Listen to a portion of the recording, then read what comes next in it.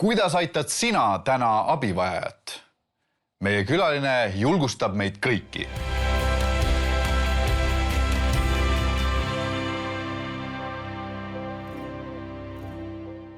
Tere tulemast tagasi vaatama saadet Meistritöökojas ja minul on täna üks suurepärane hea meel tervitada meie uut saatekülalist, kelleks on Sander Kukk. Tere tulemast! Tere, Karl!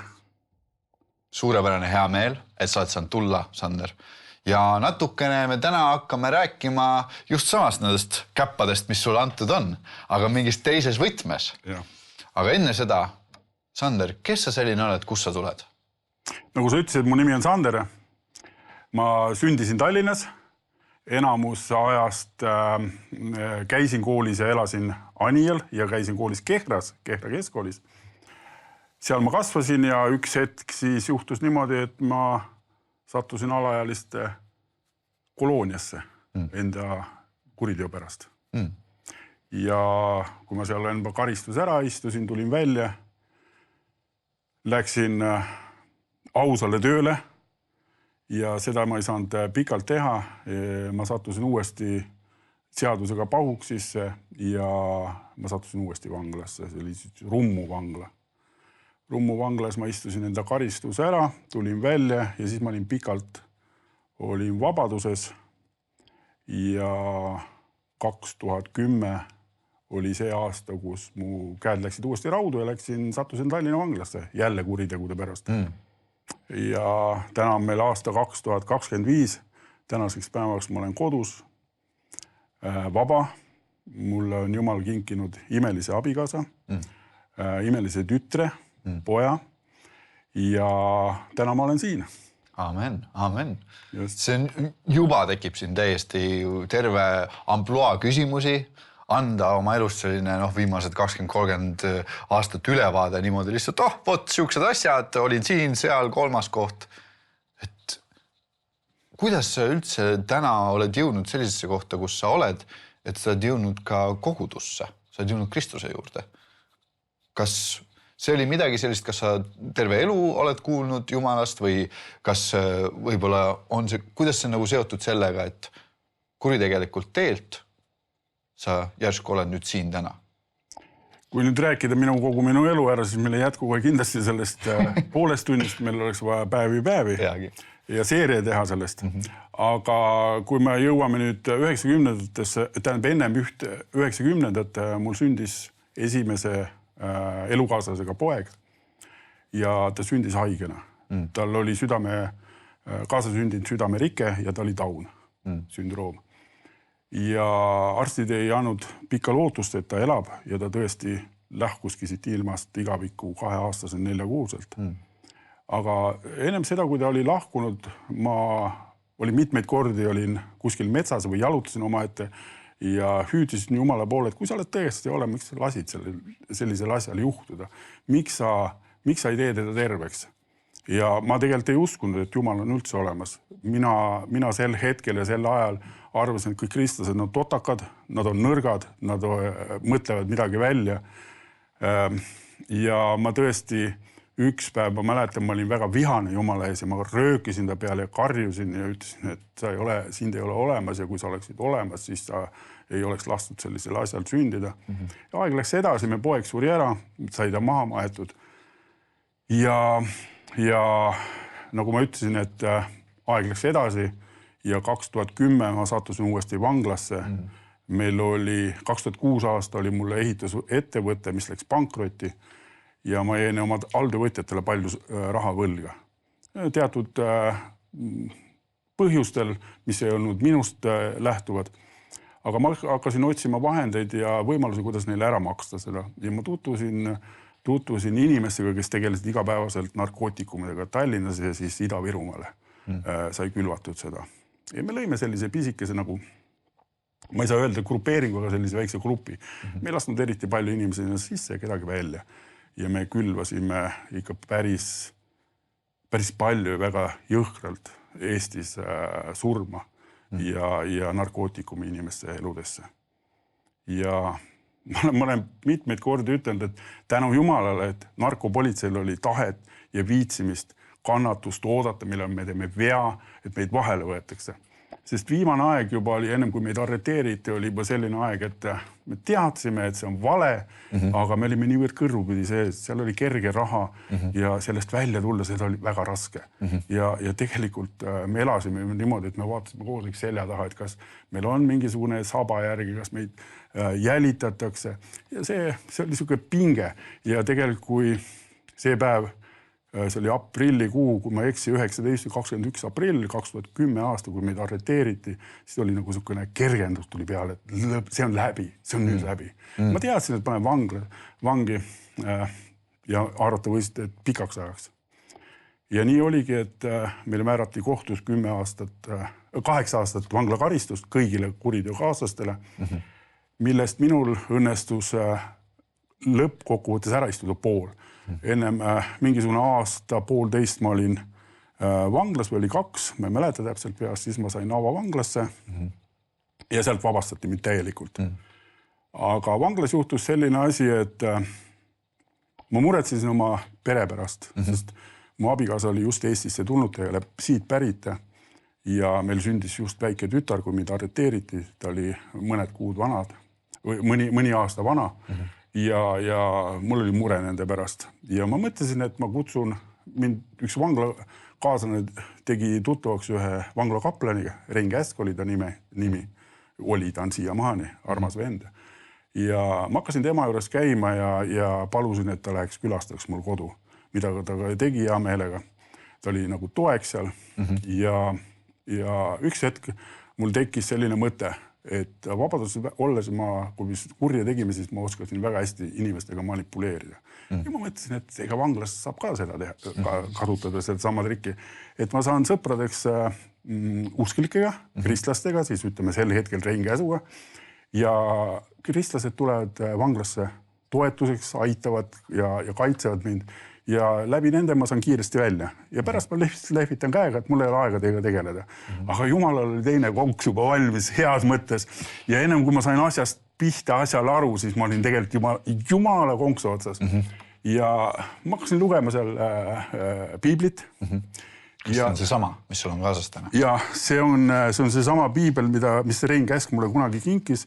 Siin olid kunagi vanglas olles teised kaaned ümber ja need kaaned ma olen ise siin vanglas teinud. Me saime seal salaja sellist spoonimaterjali, liimi ja siis ma kambris meisterdasin, aga vanglas on vahest ka sellised ajad, kus tehakse läbi otsimise.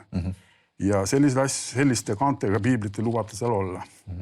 Ja üleloomulik selline tunnistus on, et läbi otsimisele vangla valvurit selle kaasa, tahtis selle ära võtta, aga mingisugusel hetkel, ma ei tea, mis taga juhtus, ta mõtles, pani selle tagasi ja nii see jäi. Mitte keegi rohkem seda ei ole mult ära võtnud ega puutunud. Et mina usun, et Jumala kaitse oli selle peale. Halleluja. Ja nii on. Ja seal samas siis vanglas olles, ma ei oskagi öelda, kuidas see sai juhtuda. Ma hakkasin lugema piiblit, ma hakkasin käima kirikus ja vangla kirikuga oli selline lugu, et ma ootasin absoluutselt igat järgmist nädalat, et ma pidin sinna saama, ma võisin olla kas või ilma toiduta, aga kirikusse ma pidin saama. Ja ma usun, et see oli pühavaimu töö väga, väga tugev. Ja üks õhta ma istusin enda vangla nari peal ja palvetasin päästepalve. Mind ei olnud mitte keegi õpetanud seda tegema. Ma usun, et pühavaimu õpetas mind. Ja ma tegin hästi lihtsa palve, palusin andeks enda patud. Sest ma ei olnud ennem kuulnud, et keegi niimoodi teeb. Aga mitte midagi ei juhtunud kohe. Aga aeg läks edasi ja mingi aja pärast ma avastasin, et ma ei ropenda enam. Ma ei taha suitsetada. Mu elu hakkas muutuma paremuse poole. Mingisugused halvad kombed läksid mu elust minema. Ja kohe ma seda küll ei märganud, aga aegu tagasi vaadates, siis ma sain aru, et see ei olnud minust. See oli lihtsalt Jumal tegi suveräänselt minust tööd. Ja Rein Käsuga midagi juhtus, ta kõrvaldati vanglast ja siis ma olin üksinda kambris mingi aeg, kirikusse ei pääsenud ja seal siis tehti ma mäletan, see päev oli, kui tehti kambri luuk lahti, seal oli üks meesterahvas ja kutsus mind enda juurde ja tuleb välja, täna ma tean, et see oli Allan Krolle. Ütles, et siin ma olen, et ma tean, et sa käid kirikus, et kui sa tahad seal käia ja ma võin sinuga tegeleda edasi, Reinu enam ei ole. Ja loomulikult ma tahtsin seda.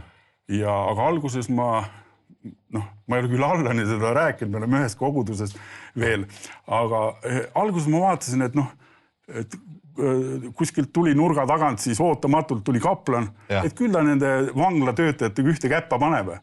Praegu tuurib ja küll ta ette kannab seal. Tahab mingit infot saada. Aga täna ma ju tean, et seda ei olnud ja seda ei saagi olla selleks, et kaplan ei tee sellist koostööd nendega. Aga siis olid sellised kahtlused ja totrad mõtted. Aga tänaseks päevaks me oleme ühes samas koguduses. Hästi armas vend on, saame hästi läbi. Ja siis, kui ma vanglast vabanesin avavanglasse, ma tean, et Allan tuli, enne kui ma üldse vabanesin, tuli minu juurde, ütles, et Sander, ma tean su südant, palun ära jää üksinda. Kui sa vabaned, tule sellesse samasse kogudusse, kus mina olen, sellesse valguse teele. Ja kui sulle ei meeldi, mine edasi, aga tule kogudusse. Ja, ära jää üksi. Just täpselt, ära jää üksi. Ja ma mäletan, et kui ma vanglast tulin ja tulin valguse teele, siis me olime üleval teisel korrusel veel.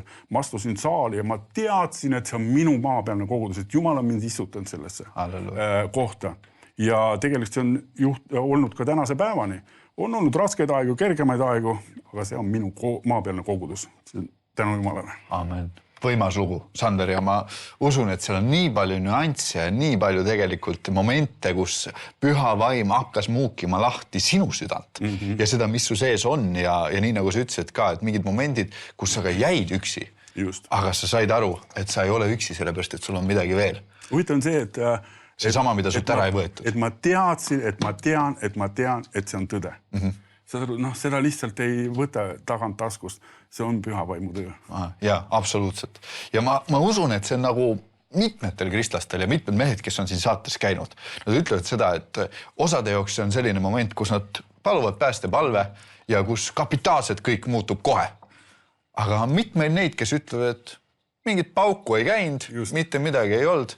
Aga siis, kui sa ajas vaatad tagasi, siis sellest hetkest hakkas püha vaim tööd tegema, sest me lasime tal tulla meie sisse. Amen.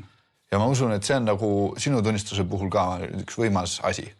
Ja on toonud sind täna siia, on sind kogudusse istutanud, on sind istutanud tegema seda, mida sa täna teed. Aga enne veel, kui me läheme edasi, siis meistri töökojas me oleme ja nii nagu Jumal sinu elu läbi on sind lihvinud ja teinud sinust täpselt sellise, nagu sa oled, Sander, siis, ja tema teab, miks. Me võime vahepeal võidelda sellega, et me ei tea, miks. Mingid asjad me peame läbi elama. Aga tema teab. Ja meile meeldib ikka külalisele visata see küsimus, et siin on tööriistad ka, mitmed igasugused. Ja Jumal kasutab igasugu tööriistu oma kuningriigis. Milline tööriist sina oled, Sander? Ma vaatasin ennem ringi siin ja ma teadsin, et ma kahtlustasin, et sa esitad selle küsimuse. Ja ma vaatasin siin ringi siin poole ja seal poole ja ma ei leidnud tegelikult. Ma vaatasin enda elu peale, millega ma tegelen, mida ma teen ja ma nagu, kui ma peaksin siit valima tööriista, siis ma peaksin pooled siia laua peale kokku vist korjama. Sest ma teen niivõrd palju. Ja ma arvan, et selles saate formaadis ei ole just seda, et ma teen esimest korda küll selle, ma võtsin oma tööriista kaasa. Okei. No nii, väga hea. Et ma tahaksin sellise... mingi väike tööriist. See on väike tööriist, aga see on väga vilgas, see on väga tubli, see on selline super tööriist. Et see on nüüd selline nuga, kus on absoluutselt... hästi palju tööriistu koos. Šveitsi nuga. Šveitsi nuga, just. Et siin on siis nii kruvikeeraja, siin on noad, siin on tangid, siin on käärid, siin on kirjutamispulk, siin on luup. Ainuke, mida ma kahjuks ei ole, siin ei ole lappe. Ma seletan hiljem, mille pärast. Ma arvan, et ma olen selline tegelane, et Jumal on andnud mulle toimetada ja tegeleda selliste inimestega, kes on igapäevaselt hädas ja kas siis neid pesta, kas siis midagi neilt ära lõigata, midagi kokku õmmelda, üles tõsta, tervendada, toita, suunata, viia edasi, kõike seda. Abistada. Just abistada, kõike seda, mida ta vajab sel hetkel. Ja et ei saa nagu... ma ei oska öelda, mu süda põleb selle järgi. Mulle meeldib see teema, mis Jumal on andnud mulle just nende kodutute hädasolijate inimeste aitamiseks, et kui nüüd võtta konkreetselt üks tööriist, et sellega ma ei tee seda kõike ära. Selleks ongi vaja igalt poolt natukene, et aidata neid inimesi. Nii et selline multitööriist, nagu on Šveitsi nuga. Ta on küll väike, aga ta on vägev. Jaa, halleluuja, halleluuja. Just. Sa oled küll suur, aga ikka väga vägev. Kule kihvt, Sander. Amen. Ja ma arvan, et see on nagu, see tänane ka, kuhu see meid viib, et sa nimetasid ka seda abistamist ja seda, et sa oled aidanud inimesi nüüd eriti, kui sa oled muutnud oma elamisviise. Ja ennist sa mainisid seda, mis mulle jäi meelde, et sul oli kombeks manipuleerida inimesi ja oma kasu püüdlikuks neid nagu siis nagu muuta. Et see, nagu kristlastega mõtlesid, väga hea, tuleb keegi natuke saam nende kaudu ja siis pärast viskad käega. Just. Aga tänaseks sa tegeled ka inimestega, aga mingil väga teisel moel. Nii nagu siis nimetasid. Sa abistad neid, sa aitad neid siit, sealt, mida on vaja, kõike saab. Ja ma tean, et sa tegeled paljude erinevate asjadega. Kui sa natuke viiksid meid läbi, et mis su igapäeva selline asi on? Sa ütled, su süda põleb selle järgi, aga mida sa teed selleks, et seda kasutada? Kõigepealt igapäevaselt ma olen oma peres abikaasa ja isa. Ja. Teiseks ma teenin leiba projektijuhina Maalri-firmas. Ja kolmandaks siis see, millest me tahame rääkida, on see, et lähme tagasi aastasse 2017, kui Jumal puudutas mu südant ja läkitas siis tänavatele. Aga sellele eelnes see, et ma käisin vanal linnas ringi, nägin neid inimesi ja nad ei läinud mulle korda nagu. Ja mul oli neist kahju. Ma eriti ei armastanud neid. Ja ma mäletan Nõmmel meeste hommikul, teisipäeva hommikul, ma palvetasin seal avalikult, et Jumal läkita nende juurde inimesi või inimest, kes neid aitaks, ega me mõtelnud siis tookord ise ennast. Ja läks aega mööda ja üks hommik oli tõesti kõnetus ja puudutus ja Jumal tahtis, et ma läheksin tänavalt neid inimesi aitama. Ma ütlesin, et ei, see ei ole minu teema, et kuidas sa kujutad ette, et ma võib-olla kallistan neid ja olen nendega kaasas ja mu ema läheb mööda juhuslikult, mida ta mõtleb musta. Ja vaikus. Ja 2 nädalat hiljem oli selline võimas südamepuudutus, et ma tahan saada tänavale. Ja pikk jutt lühikeseks, meil ei ole palju aega, oli niimoodi, et ma sattusin siis tänavale paari vennaga ja Jumal lasi avada selle samase teenistuse, mis tänaseks on, ta nimi on MTÜ Tänavatöö. Me oleme iga reede hommikul oleme keskturul. Täna me oleme natuke teise koha peal, kuna keskturg on üles kaevatud, aga aasta lõpuks pidi see samas uuseks muutuma, nagu ta ennem oli, siis me saame vana koha peale tagasi. Ja me aitame neid inimesi, kes on hädas, kes on tänaval, kes on pensionärid, kes on tööst ilma jäänud. Me jagame tasuta suppi neile, kuumateed, riideid, leiba, saia, pirukaid ja palvetame inimeste eest. Me iga hommiku, kui me lähme sinna kella 7, me kindlasti kõigepealt loeme Jumala sõna. Nii eesti või vene keeles, siis me palvetame eesti ja vene keeles, siis me õnnistame eesti ja vene keeles ja siis me hakkame alles teenima. Ja mõnel inimesel see ei meeldi, sest ta on tulnud sinna kas siis purjuspeaga natukene või lihtsalt andke mu suppe, ma lähen minema, aga enamustele meeldib ja enamused saavad sellest väga hästi aru, et see on vajalik nende eludesse. Et ilma Jumalat nad ei tule sellest elust läbi, nad ei saa hakkama.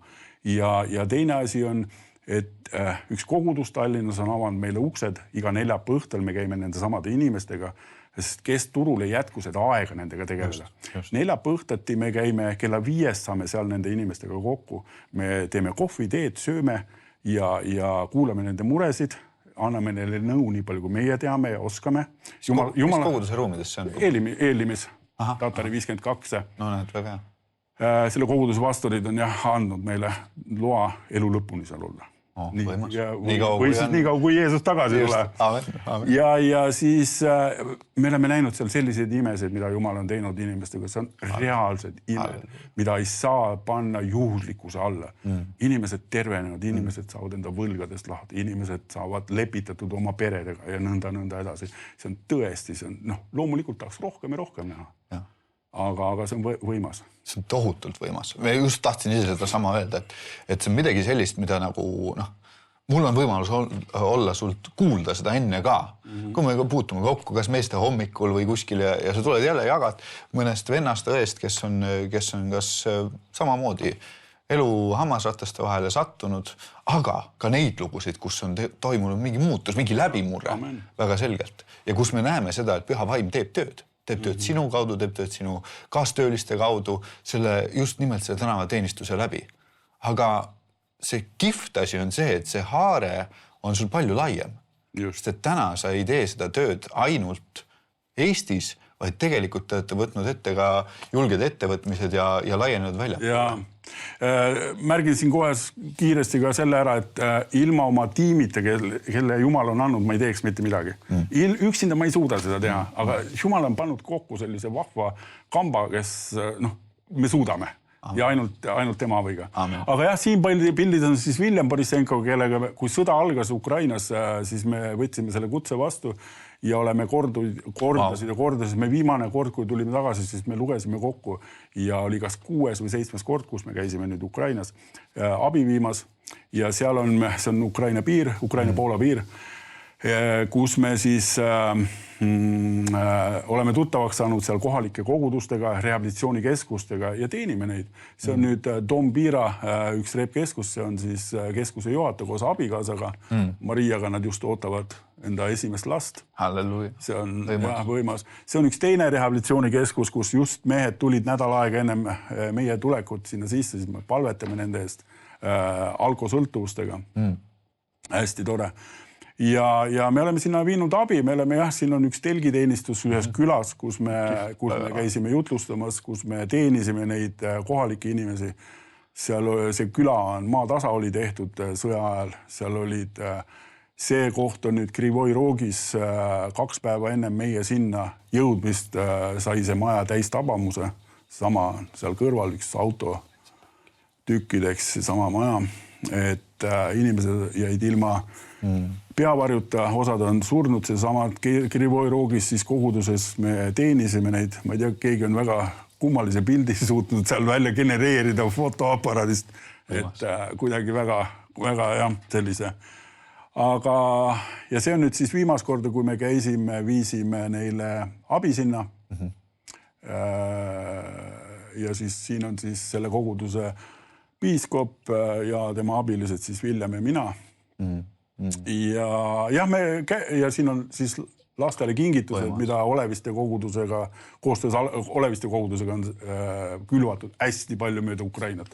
Meeletult palju, see on tõesti lastele rõõmu teinud. Halleluja. Ja me oleme hästi palju häid kontakte sealt saanud, häid sõpru. Ja mõni on küsinud, et Sander või William, et miks te lähete sinna? Ja, just, tahtsin ise küsida, tuleb sama. Et odavam on saata rekkaga sinna, et võib-olla lähebki kohale. Võib-olla lähebki see kohale, ma ei tea täpselt. Aga üks asi on see, et sa saad selle sama inimesega või vendade, õdedega seal kokku, sa julgustad, sa kallistad, sa palvetad taga koos nutataga, see isiklik kontakt, see kaalub üle absoluutselt iga raha, iga finantsi, iga selle, mis siin on. See on võimas. Ja just need, Jumal on loonud nagu sildasid, nagu kontakte ja saad aru, iga kell läheks tagasi. See on täiesti uskumatu ja just nimelt tänu Jumala selle pärast ka, et te üldse teete sellist asja. Ja ma arvan, et see sama isiklik asi, mida sa nimetasid ka, see on täpselt see, mida Jeesus meie igatseb. Amen. Ja see on nii nagu selgelt ellu elatud see kutse, mis Jeesus on meile andnud. Mingi tehke jüngriteks kõik rahvad. Just. Nii nagu tema tegi. Isiklikult. Amen. Aga üks küsimus on mul veel, mida ma ise olen mõelnud ja ma usun, et mida vaatajad, kuulajad mõtlevad ka, et ma olen olnud see inimene, kes kõnnib nendest mööda. Kristlasena tunnistades seda samamoodi, kes pigistab silma kinni, mõtleb nagu sina kunagi mõtlesid, mis minust veel mõeldakse, kui ma panen käe külge. Mis mõeldakse siis, kui ma teda aitan? Äkki keegi teine tuleb, küll keegi teine aitab. Just. Mida sa ütled nendele inimestele täna? Mida sa mulle ütleksid, Sander? Kuidas ma saan aidata? Kuidas ma saan üle sellest barjäärist? Kõigepealt ma ütlen võib-olla see, et Luuka 10. peatükis on see abivalmis samaarlasest lugu. Ja ma usun, et see lugu ei ole pandud lihtsalt piiblisse sattunud, lihtsalt niisama kogemata midagi ei ole teha. Ma arvan, et sellepärast, et Jumal tahab õpetada meid millegist. millegi jaoks ja nõnda edasi. Ja teine asi on see, et mida teha? Tead, Karl, kui lihtne on tegelikult ligi minna sellele inimesele, küsida, et kuule, kas ma saan sind aidata? Minna ligi, osta talle see tükk leiba või pirukas või mida iganes, kui ta on nälgas, lihtsalt anda talle. See sinu rahakoti pihta ei käi väga palju. Ja kui sul ei olegi midagi, helista oma pastorile või keegi on hädas, kutsu kiirabi või politseisse. Saad aru, meil on mass võimalusi neid inimesi aidata. Lihtsalt võta ja tee. Ära mine mööda. Ära ole see kes mõtleb, et küll teine aitab. Teine mõtleb samamoodi võib-olla. Ole see, kes tegelikult hoolid, sest Jumal on andnud. Vaata, see, kui sa aitad kedagi, see on sinu usutunnistus. Ja. Sa elad seda, mida Jeesus meil on andnud. Et ära mine mööda, vaid lihtsalt võta enda kätte see. Ja räägi, kõneta teda, aita. Ja kui sa ise ei suuda, nagu ma ütlesin, ei helista kellegile. Meil on igal ühel on olemas pastorid või sõbrad või telefon on ju taskus. Et kui sa ise ei suuda, kutsu abi. Ma arvan, et sa oled väga hästi täna võtnud kokku selle. Esiteks, mida sa teed, milliseks õnnistuseks sa ise oled. Ja kutsudes üles ka meid olema see abikäsi, olema see käepikendus, see Jumala käepikendus. Sest et tegelikult mida see meilt nõuab, on väga vähe. Just. Aga see võib muuta kellegi elu. Amen, täpselt nii. Aga palvetame. Ja. Isa, me täname sind ja kiidame ja issand, ülistame sind ja issand, aitäh selle saate eest ja Jumal, me palume, et püha vaim, sina võtaksid siit selle sõnumi ja kannaks selle täpselt sellesse paika, kes vajab seda täna kuulda. Issand, me palume tõesti, et läbi selle sõnumi võiksid inimesed tulla, Jumal, esiteks sinu juurde, avada oma südame, sest väljapääsmatud olukordasid ei ole Jumal sinul. Issand, sina võtad ja kui sina said minuga hakkama, siis saad kõigega hakkama, issand. Me palun tõesti, et kes vajab täna päästet ja lohutust ja issand, sinu puudutust, las see olla täna ja saada need inimesed. Issand, ja teiseks, issand, me palume seda, et kui kellegil on hirm südames ja nahas, et kui nagu minul oli, et mida mu ema mõtleb, kui ma lähen seda inimesega rääkima, kallistama. Issand, võta ära see hirm. Jeesuse Kristuse nimel. Issand, anna sinna üks julgus sisse. Anna üks rõõm. Sest sina oled tõotanud, rõõm sinus on meie tugevus. Issand, et välja astuda ja märgata neid inimesi, kes tegelikult vajavad abi, issand. Nii nagu meie oleme kunagi abi vajanud. Aga Jumal, sina ei ole meid jätnud maha, vaid sina oled tulnud ja tõmmanud välja meid sellest, issand. Läkita meid samamoodi nende inimeste juurde, abivajajate juurde. Issand, tee meid julgeks, issand. Ma palun, et sinu veri, mida sa risti peal valasid, see veri võiks olla müürina meie ümber, issand. Kaitseks ja hoidmiseks, üles tõstmiseks. Ja Jumal, ma palun, et sa kingiksid meie südamesse oma püha vaimu. Issand, kes õpetab meid, juhatab ja suunab meid, issand. Tõesti, ilma püha vaimu tarkuseta, ilma püha vaimu kõnetuseta ei ole meil mitte midagi ja me ei suuda mitte midagi. Aga isand Jeesus, ma tänan sind, et sina oled meid välja kiskunud. Issand, pimeduse kuningriigist ja toonud oma valgusesse, issand. Issand, ja me palume seda sama valgust kõikidel meie Eesti kodanikele. Issand, igale ühele, kes seal meie maal elab. Issand, tõmba välja ja päästa meie maa ja rahvas, issand. Me tõesti täname, kiidame, issand, ülistame sind kõige eest. Jeesus, sinu kallile armasel nimel me palvetame. Aamen. Aamen. Aitäh sulle, Sander. Aitäh sulle selle imelise suure südame eest, mis su sees on, mille Jumal on sulle andnud ja millega sa annad ka välja. Aitäh, et sa oled julgustanud meid täna. Just, selle on Jumal mulle andnud. Minul ei ole midagi. Aamen. Aamen. Ja suur tänu ka teile, kes te olete meid vaadanud, kuulanud täna. Usume, et nii nagu mina sain täna julgustatud, ma loodan, et sina said ka. Ikka jõudu jaksu edasiseks. Olge õnnistatud. Hea vaataja, lõppenud saade on sündinud TV7 ja Nõmme meeste hommiku koostöös. Kui tunned, et kuuldud lugu sind kõnetas ning sooviksid leida kontakte teiste meestega, siis rohkem infot leiad veebilehelt meestehommik.ee. Saated sünnivad vaid annetajate toel. Selleks, et need lood jõuaksid veelgi rohkemate inimesteni üle Eestimaa, saad anda oma panuse ekraanil kuvatud võimalusi kasutades. Oleme südamest tänulikud iga toetaja eest.